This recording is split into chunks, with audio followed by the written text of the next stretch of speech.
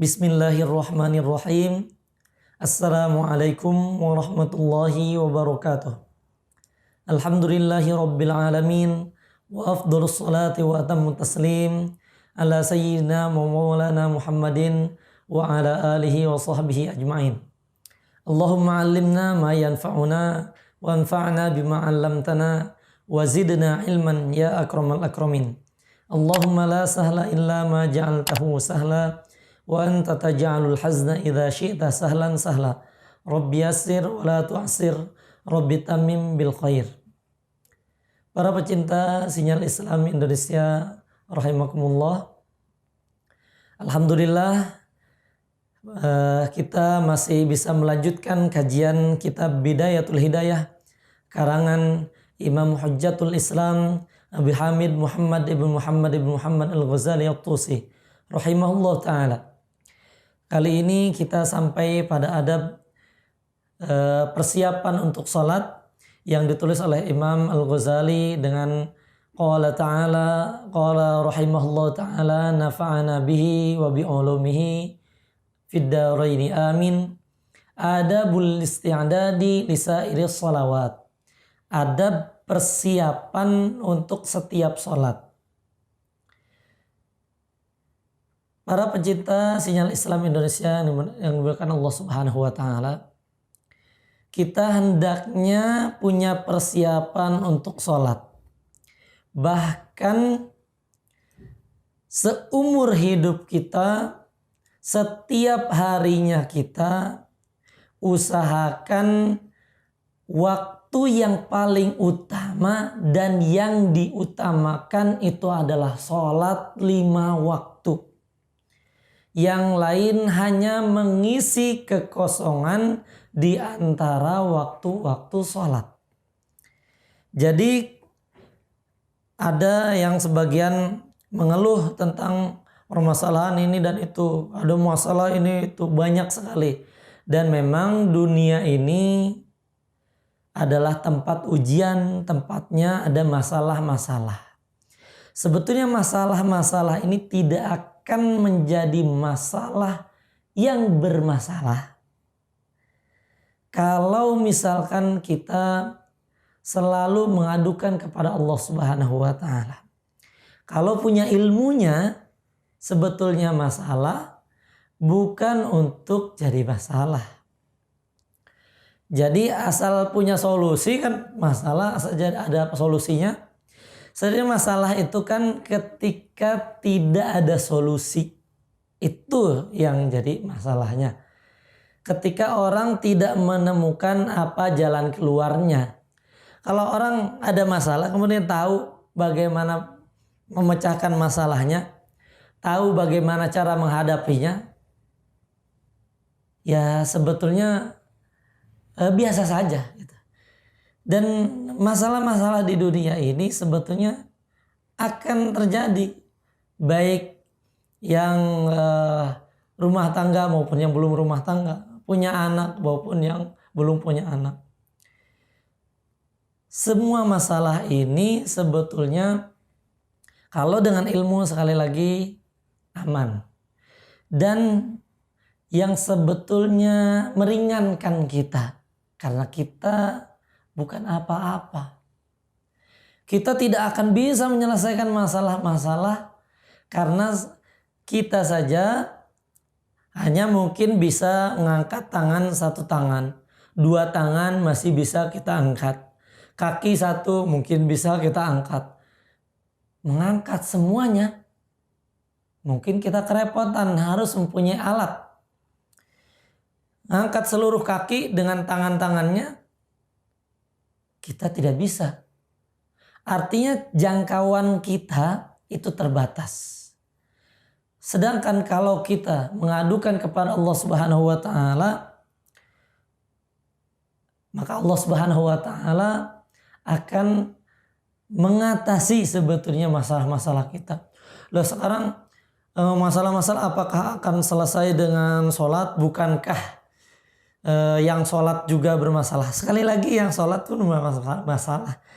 Hanya menyelesaikan masalahnya apakah dia hanya dengan berdasarkan otaknya saja Atau sebetulnya yang sesuai Allah Subhanahu wa taala syariatkan. Ini udah ada waktunya sholat, waktunya istirahat, waktunya kita mengadukan kepada Allah. Selain itu silahkan selesaikan permasalahan dengan manusiawi. Yang jadi repot itu kita tidak sholatnya ini. Kita seakan-akan menghabiskan waktu kita untuk masalah-masalah. Sekali lagi, masalah itu bukan masalah aja. Pekerjaan itu seakan-akan satu masalah. Rumah tangga itu seakan-akan satu masalah kalau itu bisa disebut masalah. Orang kalau bekerja terus itu masalah. Bekerja sampai lupa sholat, nah itulah masalah. Maka bagaimana caranya kita utamakan sholat? Mungkin sekali lagi akan ada pengajuan loh, saya mungkin ada atau ada yang lain yang tidak sholat yang seakan-akan tidak ada masalah. Itu justru sebetulnya masalah yang dipendam yang akan menjadi bom waktu. Hati-hati. Itu yang lebih menyakitkan seperti itu. Justru yang misalkan yang seakan-akan ada masalah yang sholat tapi kok masih ada masalah. Justru sebetulnya kalau tidak sholat masalahnya lebih besar itu. Jadi dengan sholat itu sebetulnya kita saja memang diatur waktu kita oleh Allah Subhanahu wa taala, diwajibkan sehari semalam itu sholat 5 waktu. Ini yang utama. Kita tidak diwajibkan haji setiap harinya, kita tidak diwajibkan puasa setiap harinya, tapi kita diwajibkan sholat. Sholat yang luar biasa. Mungkin tentang sholat ini banyak dibahas, nanti insya Allah adab-adab sholat nanti akan dibahas. Sekarang ada persiapan untuk waktu sholat. Siapkan saja waktunya dulu untuk sholat. Itu yang pertama. Ketika kita mempersiapkan waktu sholat, ini ingat ketika kita membahas adab akan terjaga yang namanya sunnah. Menjaga adab maka sunnah akan terjaga. Ketika kita menjaga sunnah, maka fardu-fardu akan lebih terjaga. Dikhawatirkan jika seorang tidak menjaga adab-adab ini, diantaranya menyiapkan diri waktu sholat, dia akan terlepas waktu sunnah. Tidak ada persiapan waktu sholat, nanti tidak sholat sunnah. Tahu-tahu udah sholat fardu. Nah, orang yang tidak menjaga sunnah, dikhawatirkan nanti yang fardu pun tertinggal. Na'udzubillah min dzalik. Maka kita siapkan waktunya untuk sholat. Kita utamakan waktu itu untuk sholat. Dan persiapan waktu itu hanya untuk sholat. 5 waktu saja. Setiap hari hanya untuk sholat kita fokuskan. Yang lain diisi kekosongan. Sebetulnya akan seperti biasa saja. Hanya yang membedakan adalah kesiapan kita setiap hari itu bukan untuk kerja-kerja, bukan. Untuk sholat, itu utamanya. Yang bagi antasa'ida li sholati dhuhri qabla zawali. Seharusnya antasa'ida agar kamu bersiap-siap li sholati dhuhri, untuk sholat zuhur qabla zawal, sebelum tenggelamnya matahari. Sebelum masuk waktu zuhur kita sudah persiapan. Apa saja persiapannya? Di antaranya yang Imam Ghazali sebutkan adalah faqaddimil qailulata in kana laka qiyamun fil lail aw sahrun fil khair.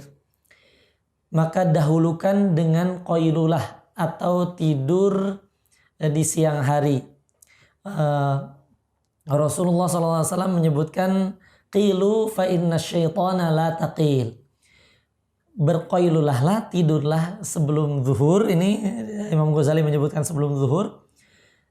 Tidurlah siang hari untuk persiapan fa inna syaitana la taqil. Maka sungguhnya setan itu tidak tidur siang. Ini sebagai persiapan. In kana laka qiyamun fil lail. Kalau kita punya qiyamul lail. Aw sahirun fil khair, atau kita mau begadang malam dalam kebaikan. Itu tidak apa-apa.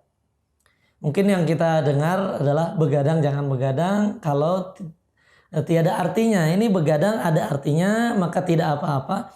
dan kita persiapan dengan tidur siang. Fa inna fiha ma'unatun ala qiyamul lail. Dan sesungguhnya di dalam tidur qailulah itu ada pertolongan membantu untuk qiyamul lail. Jadi ketika kita qailulah tidur siang, itu kita niatkan untuk membantu agar kita nanti malam qiyamul lail. Kama anna fis sahuri ma'unatun ala siyamin nahar. Sebagaimana dalam sahur itu membantu meringankan puasa di siang hari. Siang hari kita puasa agar tidak terlalu capek, tidak terlalu dekat, bahkan ketika puasa pun disunahkan untuk sahur karena waktu barokah, dan lebih dekat lagi adalah disunahkan mengakhirkan sahur supaya lebih dekat kepada puasa siang hari. Ini juga kita adanya persiapan tidur di siang hari supaya di malam hari kita jangan luputkan seluruh waktu malam untuk tidur. Kita sediakan waktu untuk qiyamul lail. Salah satu cara yang belum bisa qiyamul lail, tidur siang. Wal qailulatu min ghairi qiyamin bil laili kas sahuri min ghairi siyamin bin nahar. Tapi ada yang qailulah, yang tidur di siang hari, min ghairi qiyamil lail, tanpa qiyamul lail, tanpa ada salat malam, salat tahajud, seperti orang yang sahur tapi dia tidak berpuasa. Nah, ada yang tidur siang dia tidur di malam hari tidak qiyamul lail. Nah, itu sama saja orang yang sahur tapi tidak berpuasa. Fa idza qilta, dan apabila kamu telah qailulah, telah tidur, fajtahid an tastayqidha qabla zawali, maka usahakan agar engkau bangun sebelum zawal, sebelum tergelincirnya matahari, sebelum zuhur. Wa tatawadda wa tahduru al-masjida wa tusalliya tahiyatal masjidi. Usahakan untuk berwudu, jadi wudu duluan, wa tahdur al-masjida, dan hadir ke masjid duluan sebelum waktunya zuhur, wa tusalliya tahiyatal masjid, tuh kan untuk mengamalkan tahiyatul masjid. Coba kalau misalkan kita tidak ada persiapan, mungkin kita masuk zuhur sudah waktunya sholat. Beda lagi dengan persiapan, kalau sebelum zuhur kita sudah persiapan, kita bisa santai dengan tahiyatul masjid. Dan tentunya pahalanya beda dengan yang langsung. Wa tantadhirul muadzina fatujibahu, belum lagi kita bisa menunggu azan dan kita bisa mendengarkan yang azan, fatujibahu, kemudian kita jawab azannya. Jadi ada waktu-waktu yang ini sebetulnya indah, tidak bisa didapatkan kecuali orang-orang yang khusus. Orang banyak sibuk ketika azan dengan kesibukannya, sehingga menjawab azan pun sulit. Sedangkan orang yang bisa persiapan sholat, bisa tahiyatul masjid, bisa menunggu azan, ketika azan tiba, inilah yang ditunggu, dan kita bisa menjawab azan. Sedangkan menjawab pahala azan luar biasa juga. Fatujibahu, kau bisa menjawab azannya. Tsumma taqumu, kemudian kamu berdiri, fatusalliya arba'a raka'atin, dan kamu salat 4 rakaat. Aqibaz zawal, setelah zawal. Jadi setelah zuhur, masuk waktu zuhur, salat 4 rakaat. Kana Rasulullah sallallahu alaihi wasallam yutawwiluhunna wa yaqul, dan adalah Rasulullah sallallahu alaihi wasallam, Nabi kita yang mulia, melaksanakan bahkan memanjangkan yang 4 rakaat ini. Wa yaqul, dan bersabda Rasulullah, hadza waqtun tuftahu fihi abwabus sama. Inilah waktu dibukakannya pintu langit.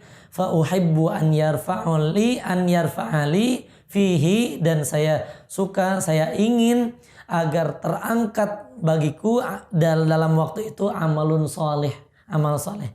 Jadi agar terangkat amalnya, ini waktu-waktu terbuka kita dalam keadaan sholat yang bahkan agak dipanjangkan sholatnya. Wahadil arba'u qabla zuhri sunnatun muakkadatun. Dan 4 rakaat ini yang sebelum zuhur, qobliyah zuhur, itu adalah sunnah muakkadah. Ini menurut Imam Al-Ghazali yang walaupun kita bisa mentahqiq lagi, ketika kita mentahqiq lagi dalam fiqih madhab Imam Syafi'i, yang 2 rakaatnya sunnah muakkadah, 2 rakaatnya lagi sunnah ghairu muakkadah. Tapi tetap kita laksanakan karena ini sesuai dengan adab 4-4-nya. Ketika kita bisa melaksanakan yang 4, berarti yang 2 pun terjaga, yang muakkadah pun terjaga. Tapi ketika mentahqiq ya, kalau kita mentahqiq yang muakkadah ini, sebetulnya dalam madhab Syafi'i 2 yang muakkad, 2 yang ghairu muakkad. Fafil khobar, dalam hadis atau khobar ini lebih luas cakupannya ketika dalam hadis. Anna man shallahunna fa ahsana ruku'ahunna wa sujudahunna shalla ma'ahu 70 alfa malakin yastaghfiruna lahu ilal lail. Dalam khabar bahwasanya orang yang sholat 4 rakaat, bahkan bagus rukuknya, bagus sujudnya, sholat bersamanya 70.000 malaikat beristighfar untuknya sampai malam. Tuh luar biasa. Hanya dengan sholat 4 rakaat ini, sholatnya diikuti oleh para malaikat. Pernah nggak kita jadi imam yang jamaahnya ribuan? Kayaknya agak sulit. Jamaahnya 70.000, bahkan bukan hanya dari kelompok yang sering berdosa seperti manusia. Ini kelompok malaikat yang ikut sholatnya. Dan bahkan setelah itu malaikat beristighfar untuknya. Kita saja beristighfar sampai malam nggak sampai. Kita yang beristighfar 70-100 aja banyak yang meninggalkan. Ini malaikat memintakan istighfar untuk kita sampai malam. Baru setelah itu sholil fardhu, kemudian sholatlah fardu ma'al imam, bersama imam, tuh enak. Akhirnya bisa sholat berjamaah. Tsumma sholli ba'dal fardhi, kemudian sholatlah setelah sholat fardu itu rakaatain, 2 rakaat. Fahuma minar rawatibits tsabitati, maka 2 rakaat ini yang merupakan rawatibah yang tetap. Wala tashtagil ilal asri, jangan sibukkan sampai waktu asar, illa bita'allumi ilmin au i'anati muslimin au qiraati qur'anin au sa'yin fi ma'ashin litasta'ina bihi ala dinika. Dan usahakan setelah sholat zuhur pun jangan melakukan kesibukan, diusahakan kecuali dengan persiapan seperti halnya sebelum zuhur, yang persiapan kerja kemarin yang pertemuan yang lalu telah kita sebutkan. Sibukkan diri dengan belajar kalau bisa, atau dengan mengajarnya, atau membantu muslim, membantu yang lain yang bekerja. Ingat, niat membantu muslim yang lain, bukan hanya bekerja saja niat untuk mendapatkan uang, bukan, itu sempit. Niatlah untuk membantu muslim yang lain. Niatlah untuk membantu para ulama. Niat membantu perjuangan Islam. Au qiraatu Qur'anin, atau dengan membaca Quran, dengan banyak berzikir kita sibukkan. Au sa'yin fi ma'ashin litasta'ina bi ala dinika, atau berusaha setidaknya menghidupi diri kita, menghidupi keluarga. Ya inilah bekerja supaya untuk membantu agama. Tuh itu ya. Agama kita saja, supaya kita itu bisa beribadah, supaya kita itu bisa hidup dengan nyaman, bisa beribadah. Jadi hidup itu niatnya untuk beribadah. Kita agar ibadahnya bisa nyaman, maka kita bekerja agar kita beribadah secara nyaman. Itulah kalau kita bisa menjaga adab-adab ini, menjaga waktu sebelum zuhurnya, menjaga waktu setelah zuhur, kita jaga adab ini, baru kita persiapkan bagaimana sore hari kita, persiapan asar, persiapan untuk salat-salat yang lain, insya Allah akan kita lanjutkan. Dan mudah-mudahan ini menjadi amalan-amalan harian kita, kehidupan seperti biasa saja, seperti biasa dengan kegiatan-kegiatan, hanya ditambahkan niatan-niatan kita dengan niat-niat yang ini, niat kita persiapan sholatnya, niat kita untuk bekerja, lain niatnya bukan hanya mendapatkan uang, tapi untuk mempersiapkan untuk ibadah. Dengan itu setiap gerakan kita, setiap pekerjaan kita akan bernilai ibadah. Mudah-mudahan Allah Subhanahu wa taala menerima amal ibadah kita. Hadanallahu wa iyyakum ajma'in. Tsumma assalamu alaikum warahmatullahi wabarakatuh.